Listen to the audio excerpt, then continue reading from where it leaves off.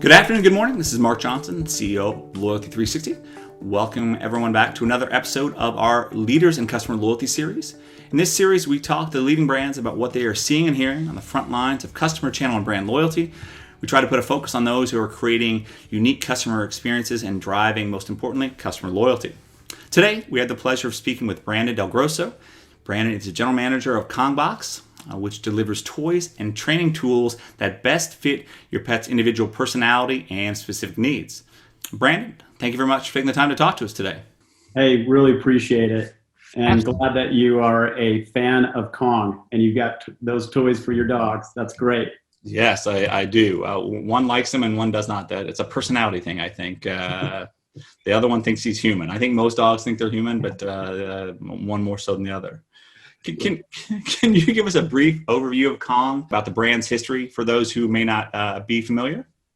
Yeah, you know what you mentioned starting this off, that you've experienced interacting with the brand. You have those toys, but I hear that a lot. You know, it's one of those iconic pet brands. It's that red rubber toy where you can stuff, toys and treats into it, dog food into it, and it's a really good behavioral toy.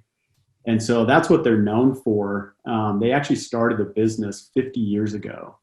So this was founded by a guy named Joe Markham and his dog Fritz, and it was really just to try and provide his dog with, something that would help with the chewing habits that he had. And so that's what kind of launched Kong. What maybe some people don't know is that from there's a lot of toys and treats that Kong has developed. We're talking thousands of different products.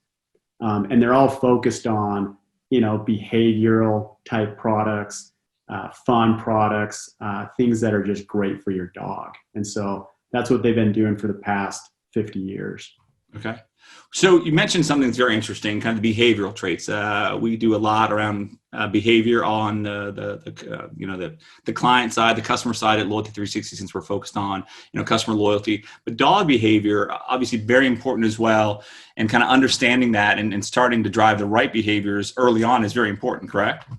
Correct. I think we believe, with what Kong is developing, it's a brand that's embraced well by vets and trainers. You'll see them talk about it a lot, especially dog trainers, because if you can start using these toys and treats early on and start the development of training your dog properly, then it always works out better that way. And so their toys and treats are truly focused on these types of behaviors: chewing, barking, crate training, boredom. That's kind of how we segment the toys that we have, is what can we deliver to each one of these behavioral challenges to just have a better, relationship with your dog. It's interesting when you look at some of the dog's behaviors, how they're trained, how they're ingrained. What are some mistakes that people make with regard to training? I think like you said, maybe it's just not a structured way to try and train them. Sometimes, I have a dog, little Tebow. I have 4 boys. Everybody just wants to play with the dog differently. We don't necessarily focus a ton at the beginning on how do we train our dog. Right. But we did spend some time doing it and using toys like what Kong provides, and it's actually helped out a lot. So I think just early on, thinking through, looking at every dog's different. They all have different behaviors. And so it's trying to identify what's the behavior that needs to be not necessarily fixed, but that you can work on with your dog. And I think it changes as the dog matures. Yeah, and I think that's a very interesting point, right?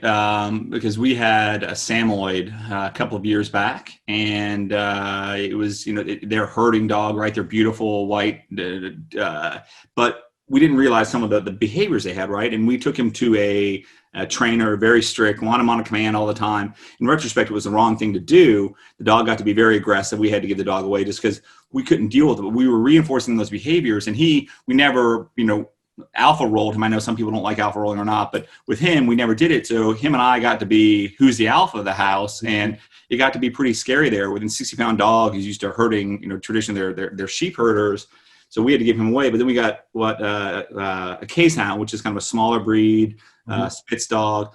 And we got a puppy.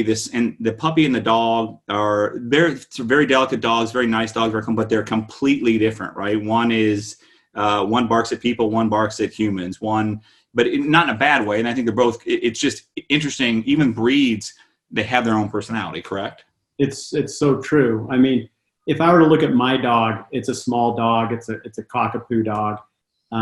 It struggles with separation anxiety. Honestly, like we leave the house, and it's funny when I am home and my wife, he hears the garage open. Yep. He's just right at the door barking in a panic mode, almost like I just can't wait to see her. And so that's like an area that you can help with the dogs with some of these toys. You really can, because when you leave the house, it's what's the dog doing at the house while you're gone.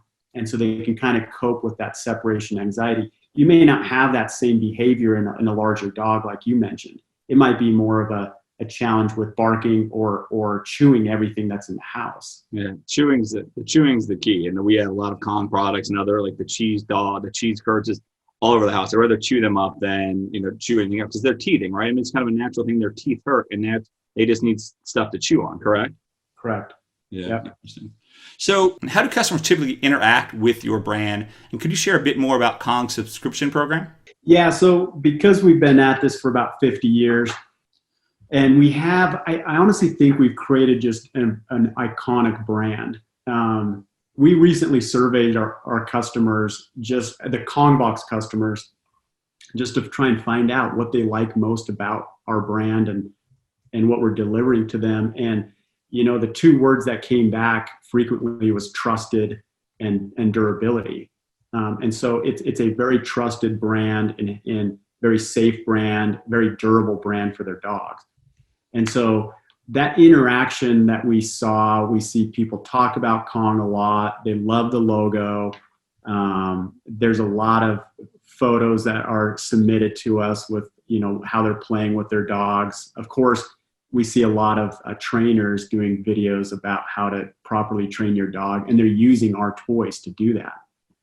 And so knowing that and that interaction with our brand, we felt like it was the right time to create a monthly subscription box, because we honestly believe that it's important that you have that play time on a monthly basis. And sometimes, having a box delivered with fun new toys and treats encourages that play time. It just becomes exciting, I think, for the dog and the owner.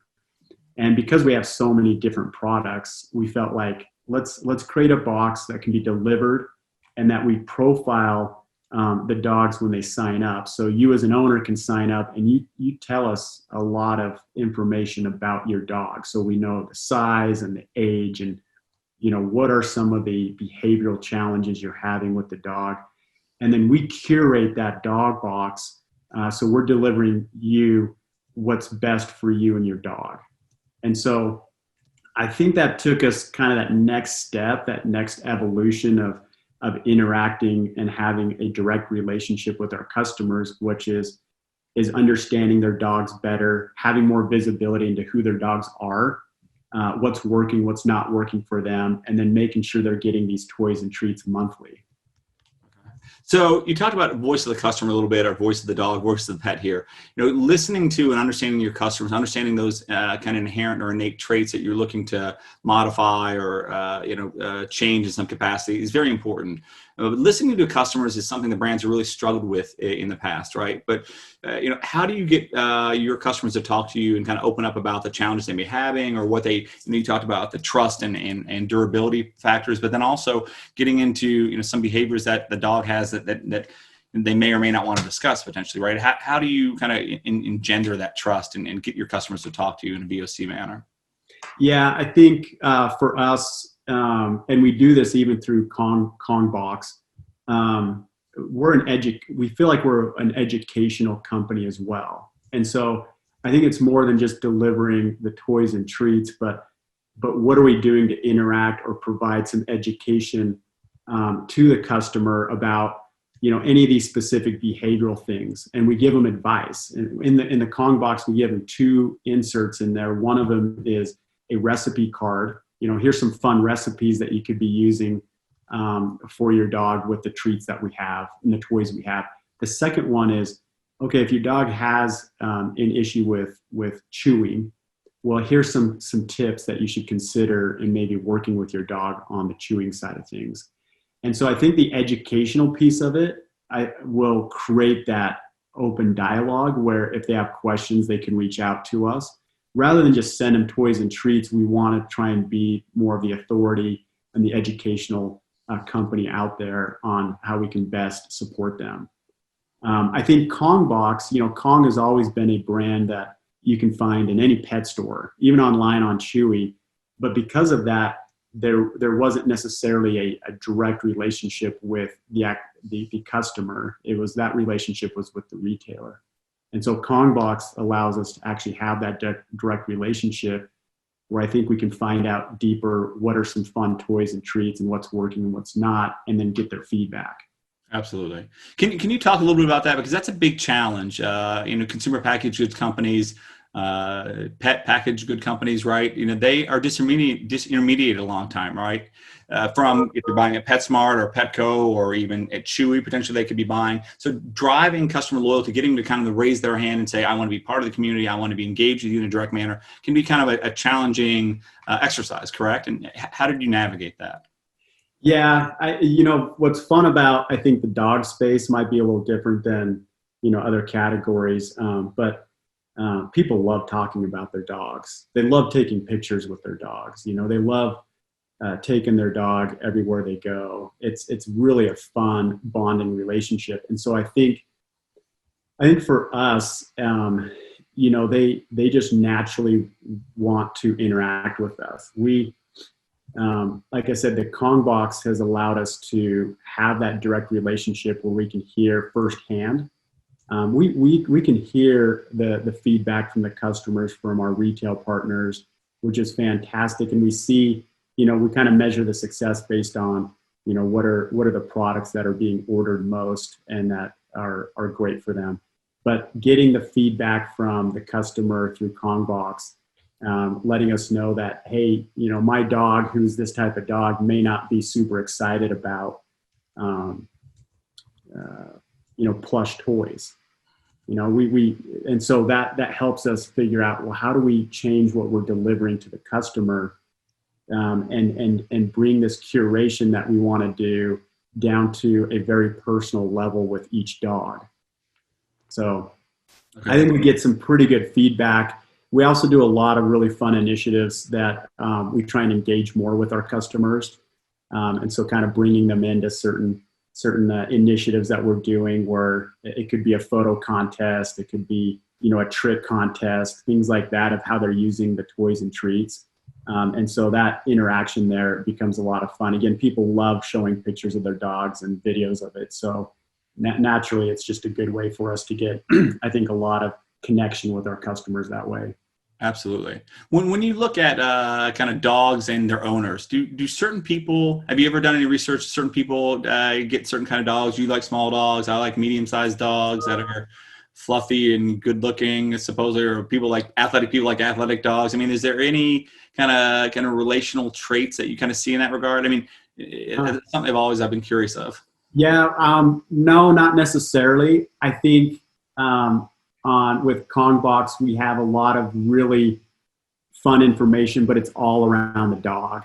And so we can look at, what percentage of the customers that sign up with Kong Box are large dogs versus small dogs. Right. I can tell you that, more than 70% of customers that sign up are kind of on the larger dog size. And we have about 30% that are on the small size, but those are kind of the data points that we have to look at. And it helps us kind of figure out what are some additional toys and treats that we can develop for those size of dogs, because there's differences there. Got it. We don't have any data points on the the dog owner. We should. That'd be kind of fun to find out. Like, tell us about yourself and see if we can do any cross correlation between their dog and the owners. Yeah, it's got to always be interesting, right? Certain personality people, certain people like sports cars, certain people like trucks, certain people like Jeeps, whatever it may be, right? So for me, and I've always, now that we have this kind of case hound breed, I don't think I'm a dog, but I'm a creature of habit, right? I like 4 different restaurants, 5. I don't go out and do all. So now that I like these dogs, I like the way they behave. I'll get more of these as we go. It is just interesting to see how other people do. Like some people have 4 different types of dogs, and like I have 2 of the same. If I got a third one, I get another one of that one. It's just interesting to see how, you look at Netflix and the personalization challenge. It's kind of interesting in that regard. Yeah, true. So customer loyalty, obviously dogs, pets, very engaging. Can you define what that means to you and to Kongbox? Yeah. For us, we really think of, are we creating an emotional bond with the customer, and is there any sort of engagement? And so I think a lot of the decisions we make as far as the brand with Kongbox is are we seeing that happen? Is there an emotion? Is the owner and the dog experiencing this fun joy and happiness by just playing together? And are we encouraging that? And then are they engaging with us and our social channels that we have? I think those are things that we look at as far as from customer loyalty and building that culture. We kind of have a saying that all dogs need to play.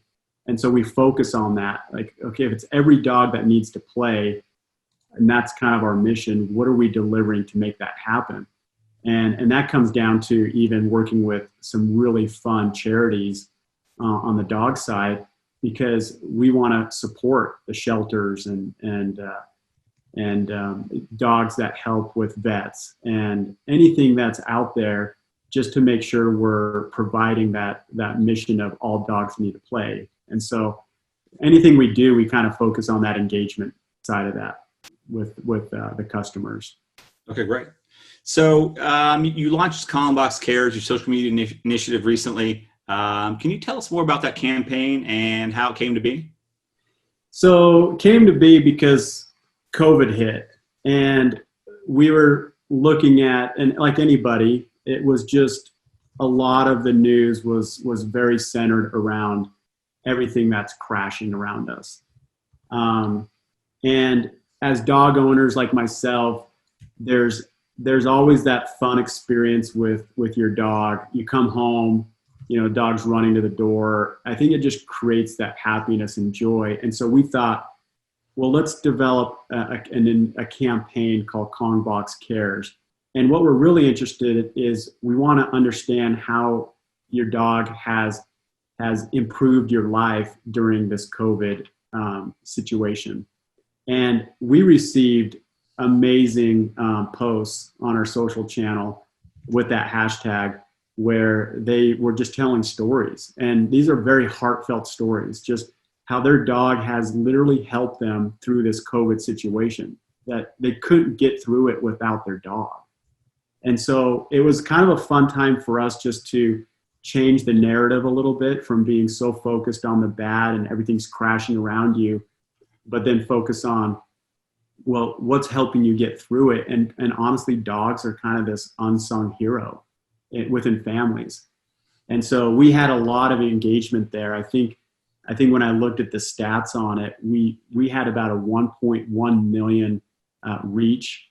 We had over 43,000 likes, high engagement rates, really fun social posts. But what was kind of cool through that whole initiative is we actually kept track of what are the common words we're seeing through this campaign. And one of them that stood out is grateful, because I think, like I said, when things are getting bad, it's hard to kind of have that grateful feeling. But what Kongbox does, and what we're helping this dog owner and creating that fun playtime monthly for them, it created that emotion of being grateful. And so there's other ones like companionship, love, exercise, kisses, laughter, play, but I think that one kind of stood out to me because it helped change that mindset of that person who could start thinking more about what they're grateful for. And I think dogs fall into that bucket for sure. Absolutely. A couple more questions. What do you think is next, the next big thing for customer loyalty, customer experience? We as an association, we talk to brands on a daily basis. We have small-sided meetings with them. A lot of disruption right now. Some, marketers are doing very well. Some brands are doing well. Some are struggling. Well, what do you think's the next big thing for customer loyalty, customer experience? I always think of it through maybe the lens of what we're doing and why we did, the subscription box with Kongbox. I think even if you went to the site, we say surprise and delight. And so I think for us, the big thing is if we're not doing that, I think we can run into some challenges with customer loyalty. I think subscription boxes in general, the ones that do well, they focus on that surprise and delight. People who sign up for them aren't necessarily wanting to make a lot of decisions. They want you to tell them and send to them what you feel like is best for, in this case, for their dog. And so for us, it's like, what are we changing in our product and how we're delivering that experience that is focused on surprise and delight. And if we can do that, I think we'll always continue to have high customer loyalty. If we don't, then we're not going to see, we're going to see more people falling off, and we're not going to see that emotion happening and that engagement happening. So for us, it's an ongoing thing, honestly. Every week we're talking about, where did we miss the mark? Where are we not providing the right toys and treats to that dog? And then how do we change what we're doing so that we're doing that? And then what are we putting in the box that's going to continue to surprise and delight them and kind of shock them that, oh, I didn't even know Kong had this product. And so those are things that I think will help with customer loyalty. I think it's honestly the next big thing is how do you make that happen ongoing? Absolutely. And last question I have for you today is, what can we, as a trade association for customer loyalty, what can we do to help you in your journey? Are there metrics or partnership opportunities, or what do you need most, or what would you like to have most to help you with your journey? I think what you're doing and these types of interviews and what you have on the site is very helpful. I think for any brand, it's just trying to understand what's working and what's not and where we may be falling short. We know there's a lot more things we can do to provide stronger loyalty, and we can learn from other brands. So anything that the association can do to maybe peel back the onion a little bit and provide some of that insight to us. We feel like we have an amazing, iconic brand, but things can always change, and other people are maybe focusing on some really fun ways to create that loyalty. And so anything the association can do to help with that would be very helpful for us. That's awesome. Thank you very much, Brandon, for taking the time to speak with us today. It's been great hearing about some things you're doing at Kongbox, and we look forward to hearing more throughout 2020. You bet. Hey, appreciate your time too. Absolutely.